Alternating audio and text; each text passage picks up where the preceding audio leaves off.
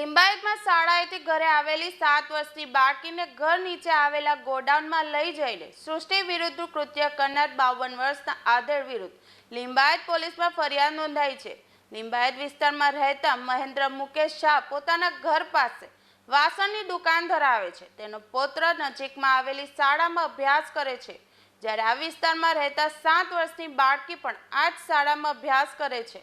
મહેન્દ્ર દરરોજ પોતાના પુત્રને શાળાએ લેવા માટે જતા હતા, ત્યારે બાળકીને પણ સાથે લઈ આવતા હતા અને ઘર નજીક આવેલા દુકાન પર છોડી દીધા હતા. બાળકી ત્યાંથી પોતાના ઘરે ચાલી જતી હતી. 16મીએ સાંજે 5 વાગ્યાના અરસામાં મહેન્દ્ર પુત્રની સાથે બાળકીને શાળાએથી લઈ આવ્યા હતા.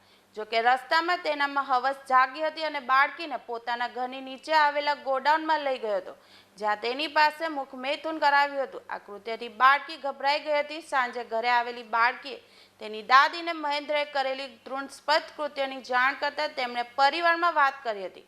આ અંગે જાણ થતાં લિંબાયત પોલીસમાં ગુનો નોંધી હવસખોર મહેન્દ્ર શાહની ધરપકડ કરી વધુ તપાસ હાથ ધરી છે.